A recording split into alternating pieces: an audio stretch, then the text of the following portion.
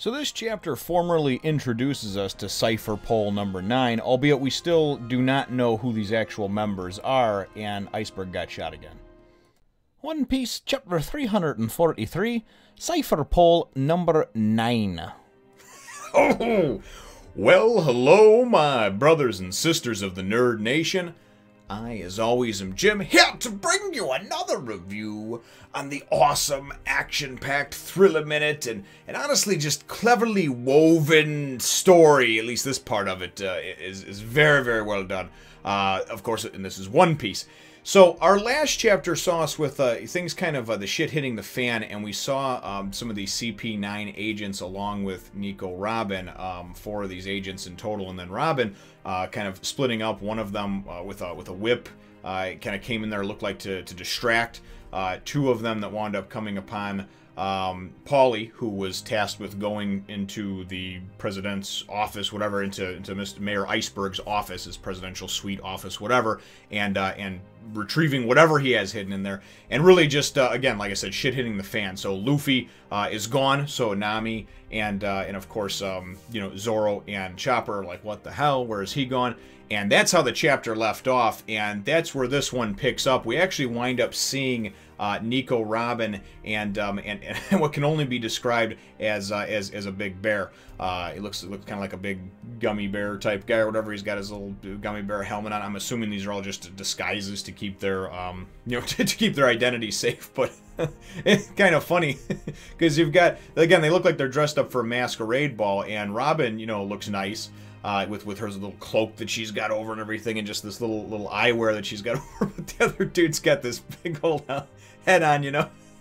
Anyways, they wind up, they get surrounded. They're up against a wall. They get surrounded by a number of the different, you know, shipwrights or Galley company employees, and then there's like an explosion. Everybody starts firing, and as the smoke clears, though, they're gone, and everybody's like, what the hell? How did they, you know, how did they get away?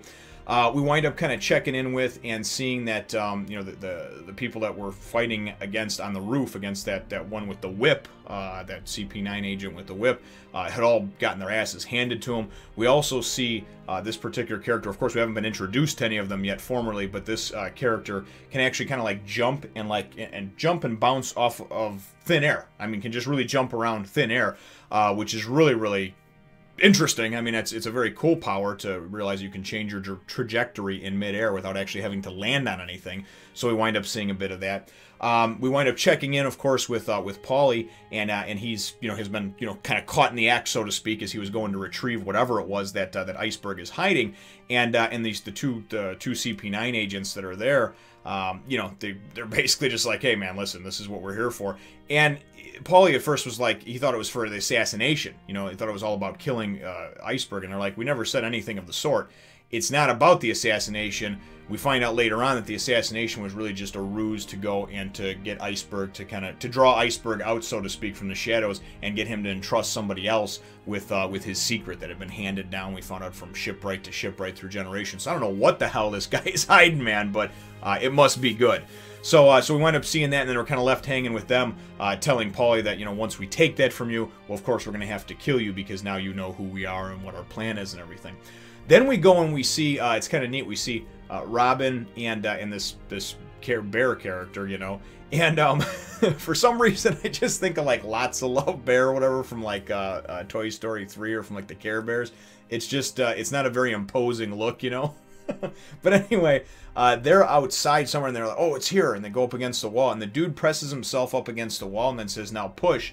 And I had to look at this twice to see what was going on. Robin pushes him, and he just goes right through the wall, and there's like a bear-shaped opening in the wall. Then they get it, they go through, they're on the other side, and the guy puts it back in place, right? And I don't know if it like seals back up automatically or what it does. It looked like it did. And they're in Iceberg's room, in his bedchamber or whatever. And, you know, he got shot 5 times just the day before, so he's all wrapped up laying in bed. And he's like, what the hell? And they're like, oh, didn't you expect us? And he goes, yeah, I expected you. You just surprised me. And he goes, I didn't know there was a door there. So the bear guy, of course, that was just the setup for the bear guy to tell us that he has the power of the door fruit. And, you know, anything he presses himself up against, we presume it's a he, could be a she, could be a big woman, I guess. I don't know, bigger. It's bigger than Robin. But, and she's already very tall, I think, 6'1", 6'2". So, anyway, you know, it says he's got this power of the door fruit. Any it doesn't matter how thin or how thick, whatever the wall is made of, whatever he pushes himself into, that becomes a door. So very neat power to have if you think about it. Could be very handy if you wanted to be a thief, I guess, or something like that, because you could break into the world's vaults or banks or whatever, and pretty much get in virtually undetected and just create a door wherever you needed it. So, and certainly it'd be hard to get caught when you could never get cornered. You can always escape. So that was kind of a cool power to see. So as it goes and says this, though, this dude pulls out a gun and just pop, just shoots Iceberg again. Now poor Iceberg been shot 1, 2, 3, 4, 5 times yesterday, right? He got 5 yesterday. And then they come in, they shoot his ass another time. So he's been shot a half a dozen times in the last 24 hours. Iceberg is all messed up.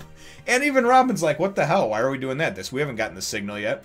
And he explains, you know, that they want to make sure that he's, more or less want to make sure that he's incapacitated. If he's well enough to get up and kind of talk, you know, then he needs to be taken care of. So Iceberg winds up, the bottom line of this whole confrontation is that Iceberg guesses that they're with CP9. And we find out, obviously, too, from when they were introduced, when the other two wound up telling Paulie they're from Cipher Pol number 9. To me, that sounds like some crazy secret, like CIA, Black Ops, almost like Interpol, that sort of thing, you know. So, and I don't know, and they keep talking about how things in the name of justice, so I could only assume that it's some type of organization that works or is sanctioned by, like a Black Ops sanction by the world government or something along those lines. So that's kind of what I'm guessing at this point, and it seems like everything's pointing that direction, so I don't think it's, I don't even think it's much of a stretch of the imagination to guess it, but that's kind of where everything's leading. So anyway, then they go and they explain, like what I was talking about earlier, pretty much in detail, because you have to have the evil monologuing, and you have to let somebody know right before you're going to take an so long amount of time to actually do away with them and kill them what your plan's going to be.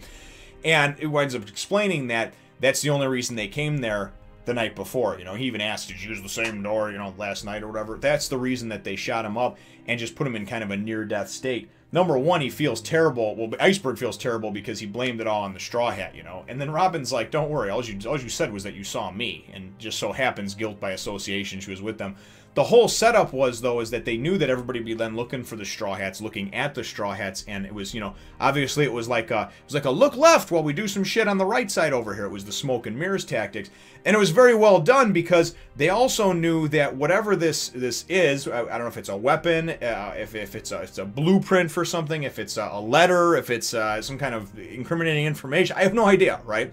Whatever it is that he's been hiding, I guess he's the last person, last known person that has it, so he doesn't have anybody else to confide in. So they put him in this near-death state, making him fear for his life. So then he went, it forced his hand to go and not want the secret to die with him, and it forced him to go and tell Paulie and to entrust him with it, and then of course, you know, to come out in the open, so they were able to do this. So it was it's really neat the way everything's woven together, because it's like a spy espionage movie, and very well written for a manga, you know. And so some of the things that I see, that I come across, some of these story elements, they really never cease to amaze me, because it's like, wow, you know, this is the type of stuff that you would read in like thriller novels, like James Patterson type stuff, you know. So very, very cool, you know, as far as I'm concerned. We wind up checking in briefly with the Straw Hats that are left. Of course, Luffy has disappeared. We see that he actually tried to fling himself across in between these like two parts of the building. He wound up actually getting himself stuck in between it. So he's stuck over there. And then we see Zoro, Nami, and Chopper, and they're running like hell, complaining about how Luffy never pays any attention, never listens to their plans or anything else, which really kills me when everybody starts to jump on the bandwagon about, oh, and this person can't say that because Luffy's the captain. Yeah, Nami slaps him around all the time whenever he does something and calls him stupid for all the stupid things that he does. As well as Zoro and Sanji. I mean, pretty much everybody goes and knows that, you know, the guy he gets things done, but he's also very simplistic in his way of thinking, and many times he acts before he thinks. So they're talking about, you think he would have went in the side door or used the distraction or cover of this, that? They're like, no, this is a Luffy we're talking about. Of course he probably went in the front door, probably made a lot of noise, and they're thinking that, hey, they probably a lot of the guards from the front that were standing across the hundreds of them, wherever, got pulled in to go and see what the commotion was with him, right? And so they're running, and they're, oh, we got this fence, and we'll just blend in with the shipwrights. They hop this fence, right? And then they go and they show this panned out shot of the front of the Galley, you know, mansion or what have you. And there's still like hundreds of people out there, and they're all like, hey, look who this is. They all got their weapons and shit. And I'm like, oh, great. Out of everybody here, Chopper's fairly useful. Zoro is really the only fighting badass, you know. Anyways, they got screwed as far as that goes, but like I said, it was a very, very cool chapter, and really things wind up ending over here with them going and explaining. They go back into well, it goes back into the room, and they're waiting for a signal. They, as I said, they explain to you know, they explain to Iceberg what their whole plan is, and then once this happens, and once we get the signal, and then the bear guy tells Robin, once we get the signal, you're gonna kill Mayor Iceberg. And he's going to go out and take care of the two guys that are standing outside the door, which he does very handily, which is Kaku and Hattori, not Hattori, Rob Lucci. Hattori's the pigeon. and we wind up seeing it from the perspective of after this happens. He says he's going to go take care of them, and then we wind up actually seeing Tilestone, and he's trying to get people together. We see that a bunch of people out in the hallway were slaughtered on the way into, getting into, you know, to over by Paulie. And just complete chaos and commotion. I mean, there's just death and destruction everywhere, all kinds of backstabbing and intrigue, and really the chapter ends with Tilestone and some guys kind of coming upon this bear sitting there in the middle chair that was in front of Iceberg's room with Kaku and you know, to one side of him just laying there slumped over in his chair, blood coming out of him, spurting out of him, and then Hattori the pigeon's still fine on top of Rob Lucci, and he's laying on the ground with blood spurting out of his shoulder mouth area, you know. So very cool stuff though, man. A lot of fun. Can't wait to dive into the next one. My chapter question for you though, brothers and sisters, is really, I guess, what are your thoughts on this this bear? I don't know who it is. I don't know who to name him, what to name him, of CP9, and his power of the door fruit. I don't want to get into too much with spoilers with things, because when I ask questions about CP9 in particular, I know a lot of people have trouble answering that without spoiling me, and I do appreciate you not spoiling me, or anyone else who is obviously on the journey with me now or in the future. But what I would like to know is, what are your thoughts on this mysterious CP9 bear figure, and his power of the door fruit? Seems very useful to me, but I want to know what your thoughts are. Let me know in the comments down below. Feel free to hit the thumbs up, the like button if you should think that I deserve it, and subscribe if you haven't done so already. We will look forward to catching all of you in the next Fun Nation. Do you love breasts? So do I. Follow me over on my other channel on Twitter and Facebook and Instagram too.